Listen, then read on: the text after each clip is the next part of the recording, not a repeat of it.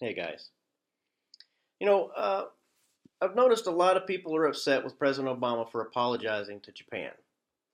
They say they don't think he should have apologized. Well, hearing this doesn't make me very happy either. Still, I always like to find videos so I can see and hear what actually happened for myself. Now, from what I can tell, Obama attended the memorial, he hung a wreath, but he didn't apologize. Now, if I'm wrong, I'll take the beating for that, but I think what I saw was he was present at the memorial. Now, but many believe that just by being there, that we are saying we're sorry. Well, I disagree, and here's why.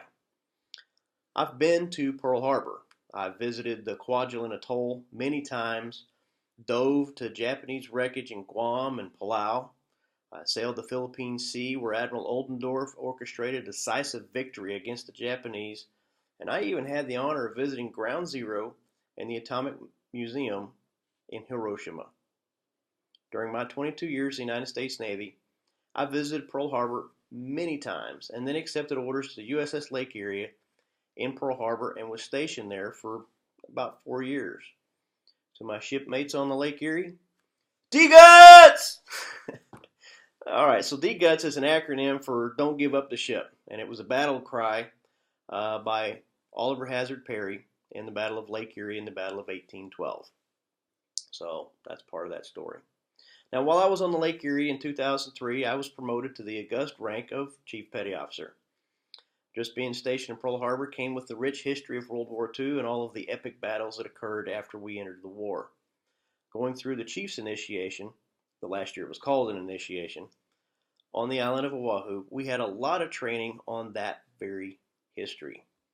I am very, very grateful for those months I spent learning about the chiefs that have gone before me and learning even more about the day that will live in infamy and the acts of heroism that we seldom hear about.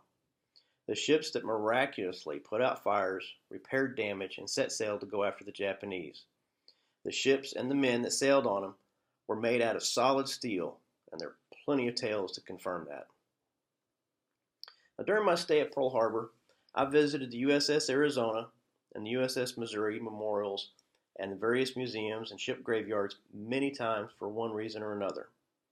We had reenlistments, retirements, and all sorts of other ceremonies on the Missouri. When family came out, or sometimes even when we just felt like it, we would take the ferry over to the Arizona and walk the hallowed halls of the Memorial Bridge and visit the shrine room at the far end where the names of the lost are entombed in marble. On one occasion, I was standing on the bridge watching the oil bubbling up and praying. I'm not 100% sure, but I believe I was thanking God for our freedom and for the men who died so that my family and I are ensured that freedom. I did that quite often. Sometimes I just jump on the motorcycle, ride through Waikiki, Circle Island. Sometimes I would just go over to the Arizona or to the Missouri and just walk around Fort Island. But on this occasion, as I'm standing there, I noticed that the admiral's boat pulled up, and I witnessed the Japanese and the American admirals get off and walk past us along the bridge. Each one of them was carrying a wreath. They walked side by side past dozens of tourists that were gathered there and headed straight for that shrine room. There was a well in the center of the shrine that opens directly to the ocean. They gathered there and started a ceremony. I got as close as I could and started discreetly taking pictures and trying very hard to listen in. It was absolutely sobering to see. The little ceremony was done with incredible respect, honor, and after a long moment of silence for all, nobody peeped except the smallest children that just didn't understand what they were seeing. Once that was finished, the two admirals departed, and soon after our ferry returned, came back and took us back to the visitor center. Typically, that portion of the tour lasts about 30 to 45 minutes. But because that ceremony occurred, we were there much longer than they expected. It was, we didn't expect that to happen. I don't think the visitor center knew that it was going to happen. And all I can say is that I'm extremely honored and humbled to have witnessed that ceremony with the Japanese and the American admiral. While sailing to many destinations across the Pacific, I've been able to visit lots of wreckage sites, old tanks, and all kinds of other stuff that's left behind by the war. I dove to the depths of the ocean and actually touched Japanese and a couple of American vessels that were once mighty ships but are now barnacle covered wrecks, visited only by divers and occupied by local sea life and the memories of a horrible war. I mentioned earlier that I've been to Ground Zero and I toured the Atomic Museum in Hiroshima. Let me tell you, if you aren't moved by visiting a place like that, you just aren't human. I'm sure that our president is getting a sobering experience from his visit. Like I said earlier, I don't think he apologized, and I don't think he should. But I'm not upset or offended that he went and placed a wreath at the Atomic Museum. I think that it is very, very appropriate, and I wish other presidents had done it before now. Am I sorry that so many human lives ended in a disaster? Yes, I am. I really, really am. Do I blame President Truman for making a poor decision? No, I don't. At that time, Japan was out to conquer and destroy, and they did it very well.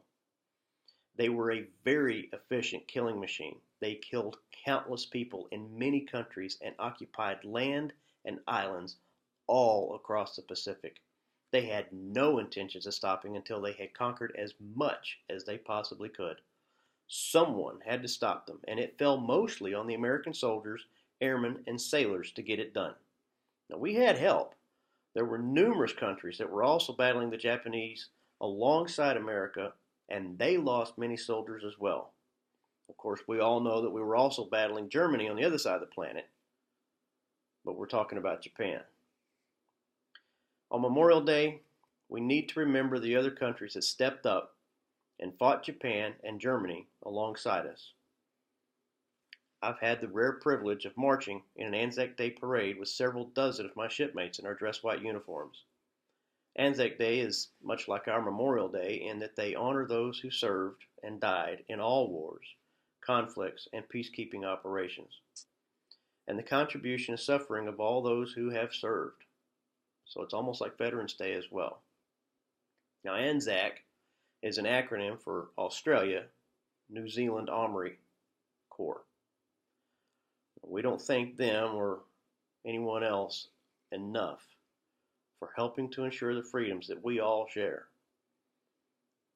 Now, this is actually more proof of just how hostile Japan was in those days. It took many countries joining together to battle the advance of the Japanese. President Truman had a mind-boggling decision to make, and even though I wish it had not come to dropping an atomic bomb on two of Japanese highly populated cities, I don't know what else he would have done. Japan fought hard at every front and never gave in or surrendered. They fought to the death and resorted to suicide bombers to sink American and Allied ships and air bases across the Pacific. While in Hiroshima, I witnessed the destruction and saw artifacts of twisted metal, children's toys, clocks that stop ticking, and things that are so indescribable that they boggle the human mind. These bombs are ridiculously powerful, and if the whole population of the world would agree to dismantle them, I'd probably sleep a little better at night. I stood on a hill in Hiroshima on the empty foundations of elementary schools and hospitals that were destroyed in the blast. Nothing is left of those buildings but the outline of the brick walls that used to stand and protect those people that were inside. They weren't strong enough to protect them against the most massive weapon of mass destruction on Earth. Grass now grows where these buildings used to be. Now, you might think this would be ground zero. But these schools and hospitals were many miles from the blast site. The grass is never mowed because it's considered hallowed ground. The bombs instantly killed many innocent women and children. But at ground zero, it literally vaporized everything and then spread out in all directions, leveling structures, killing everyone and everything in its powerful wake. Then the ash began to settle, and with it, the terrible sickness. It is absolutely sobering to stand in the middle of and realize that you're standing on soil that was once poisoned with radiation. Was it the right decision? I can't say. Was it the wrong decision? No. It ultimately stopped the Japanese Empire from prolonging the war any further, and as a result, saved countless lives. Now listen, I am grateful that our president made the decision to lay a wreath and pay his respects to those who perished. I think it's long overdue. But I also want him to pay our military veterans and those who paid the ultimate sacrifice for our country and our allies the same respect. I am mostly grateful that our two countries have been able to become strong allies in the aftermath.